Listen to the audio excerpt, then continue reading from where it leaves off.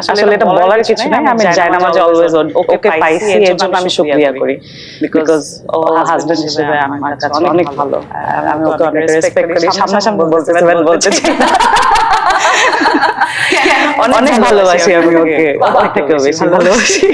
আপনার থেকেও বেশি ভালোবাসে, খুব সুন্দর। কিন্তু ও আমাকে বলো ও আমাকে বেশি ভালোবাসে, বাট আমি বলি না, আমি তোমাকে বেশি ভালোবাসি। আপুর কথাগুলো আমি শুনছি, ঠিক আছে, ভালোই লাগছে আবার খারাপও লাগছে।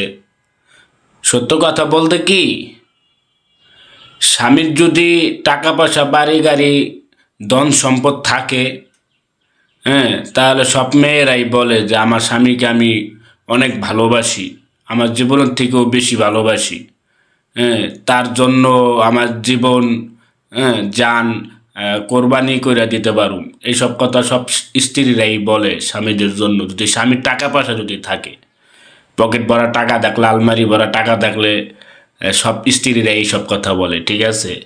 আর যদি টাকা পয়সা যদি না থাকে স্বামীর, তাহলে ওই যে কিছু কিছু সময় দেখি জোতা দাপি দেয়, লাইটতে ফালাই দেয়, ঠিক আছে, স্ত্রীরা। হ্যাঁ, তাই এইসব অজুহাত দেওয়া বাদ করেন, ঠিক আছে, এইসব অজুহাত বলা বাদ করেন, এটি ভালো না। ভালোবাসেন ভালোবাসেন, ঠিক আছে, মনের ভিতরেই রাখেন। মিডিয়ায় আসার কি দরকার? বলার দরকার আছে? মনে হয় না যে বলার দরকার আছে।